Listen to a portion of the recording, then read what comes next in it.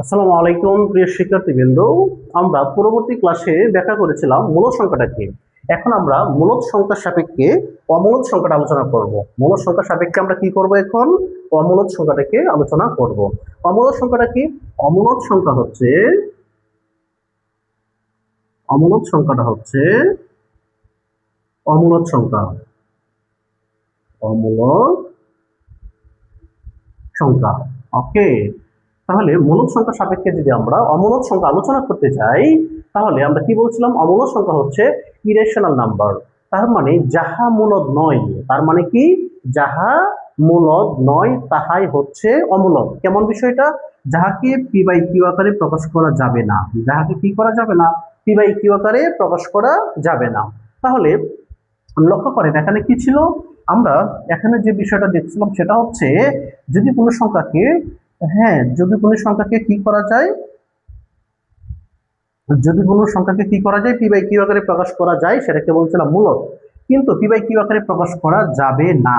Suppose আমি যদি √2 বলি 1.4142, এবং সেটা কিন্তু দেখেন দশমিকের পরে চলতেই থাকবে। দশমিকের পরে কি করা থাকবে? চলতেই থাকবে। এটাকে আমি পি বাই কিউ আকারে প্রকাশ করতে পারবো না? পারবো না। আমি কি জানি 1 দিলাম, দশমিকের পরে 4 ঘর, আমার তো অসংখ্য ঘর আছে। অসংখ্য ঘরের জন্য আপনি কতটা শূন্য দিবেন? সেটা তো চলতেই থাকবে শূন্য। যে সংখ্যা চলতে থাকবে সেটাকে যদি আমরা ভগ্নাংশ আকারে প্রকাশ করতে যাই, অথবা পি বাই কিউ আকারে প্রকাশ করতে চাই, অথবা অনুপাত আকারে প্রকাশ করতে যাই, তাহলে এই সংখ্যা থেকে রূপান্তরিত সংখ্যাটি বড় হয়ে যাবে অথবা ছোট হয়ে যাবে। কেমন?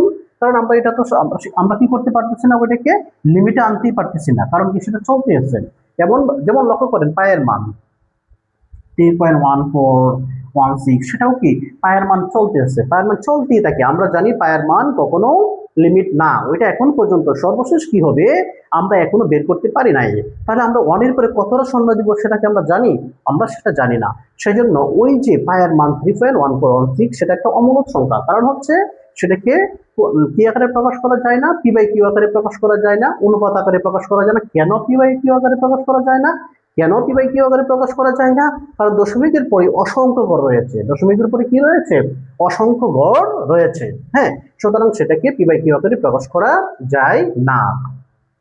তার মানে আমরা কি বুঝলাম বিষয়টা? অমূলদ সংখ্যা হচ্ছে যাহা মূলদ নয়। যেমন পাই, আমরা কি জানি 3.1416 চলতে থাকবে। হ্যাঁ, পাই কি? অমূলদ সংখ্যা। √2 1.4142, √2 নিয়ে একটা কথা বলি, সেটা হচ্ছে পূর্ণবর্গ নয়। পূর্ণবর্গ নয় এমন যে কোনো সংখ্যার বর্গমূল, অথবা আপনি বলতে পারেন মৌলিক সংখ্যা 2 3। মৌলিক সংখ্যার সকল মৌলিক সংখ্যার বর্গমূল, সকল মৌলিক সংখ্যার বর্গমূল হচ্ছে অমূলদ সংখ্যা। সকল মৌলিক সংখ্যার বর্গমূল হচ্ছে অমূলদ সংখ্যা। আরেকটা কথা বলতে পারি, পূর্ণবর্গ নয় এমন যে কোনো সংখ্যার বর্গমূল হচ্ছে পূর্ণবর্গ। কি হয়ে যায়? 16 পূর্ণবর্গ, 25 পূর্ণবর্গ, রুট দিলে, এটা কি হয়ে যায়? মূলদ হয়ে যায়। রুট ওভার 16 মানে কি 4 হয়ে যায়, এটা 5 হয়ে যায়, মূলদ হয়ে যায়। কিন্তু যদি √5 দেই, পূর্ণবর্গ না। √5 পূর্ণবর্গ না। সুতরাং ইহা কি হয়? 2.25 সামথিং চলতেই থাকে। সুতরাং ইহা অমূলদ। তার মানে কি? সকল মৌলিক সংখ্যার বর্গমূল অমূলদ। এরপরে হচ্ছে কি? পূর্ণ গণ নয়। যেমন আমি যদি এটা দিই তাহলে সেটা কি পূর্ণ গণ 4 হয়ে যায়। কিন্তু আমি যদি গণের মধ্যে 7 দিই, তার মানে কি পূর্ণ গণ হবে? হবে না। তাহলে পূর্ণ গণ নয়। পূর্ণ গণ কি? 64 মানে 4 কিউব। হ্যাঁ, এরপরে কি? আমরা যদি 1 কিউব মানে 1, 2 মানে 8 মানে 2 কিউব, মানে 8 হচ্ছে পূর্ণ গণ। তারপরে কত বলেন? 27 হচ্ছে পূর্ণবর্ণ, 64 পূর্ণবর্ণ। এরপরে কি বলেন? 5 দিয়ে বলেন 125 পূর্ণ ঘন। অর্থাৎ পূর্ণ গণ নয় এমন, এই যে পূর্ণ গণ কি? এটা পূর্ণ গণ নয়, কিন্তু এটা কি? পূর্ণ ঘন। ওকে, তার মানে কি? এটা কি? পূর্ণ বর্গমূল। এটা পূর্ণবর্গ নয়।